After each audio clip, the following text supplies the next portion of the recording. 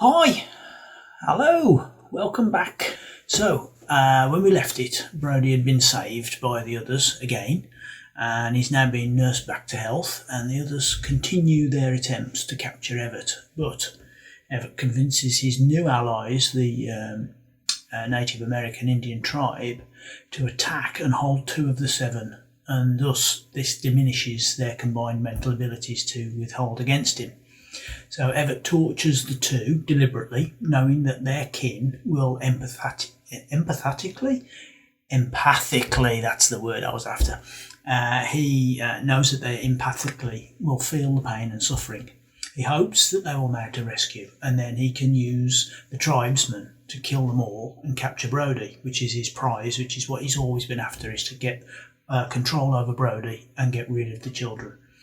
So the remaining others, the five of them, convince Brody to stay whilst they make the first approach to the chief and the tribe, whose name they find to be Cu-bér. Again, an anagram. I'm not going to spell that out for you, but you can work out roughly what that will be.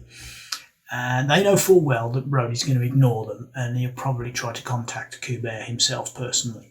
So they plan ahead and they arrange a meeting for the two by sending mental transmissions to Cu-bér that he can understand but he can't respond to.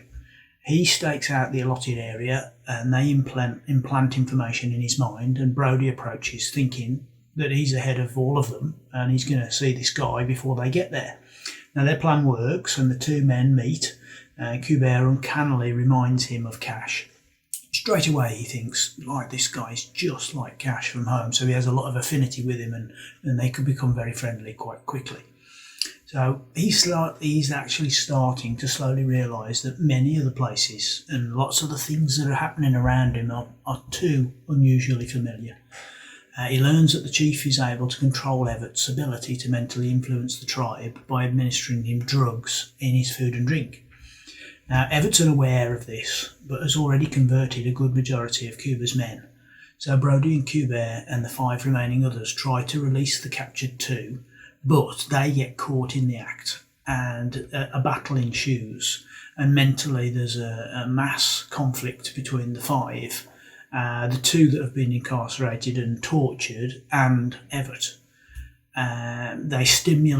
Evet stimulates the chief's pet wolves and the tribe and launches an attack on them all, and the others try to mentally block the transmissions, but because there's only five of them now, they're not strong enough, and after mass carnage and brutality on both sides, all but Cu-bér, Brody and Evet are all slain, and Brody manages to hit Evet with a randomly thrown dagger, and Evet seems to be mortally wounded, but he uses his powers of illusion to once again escape.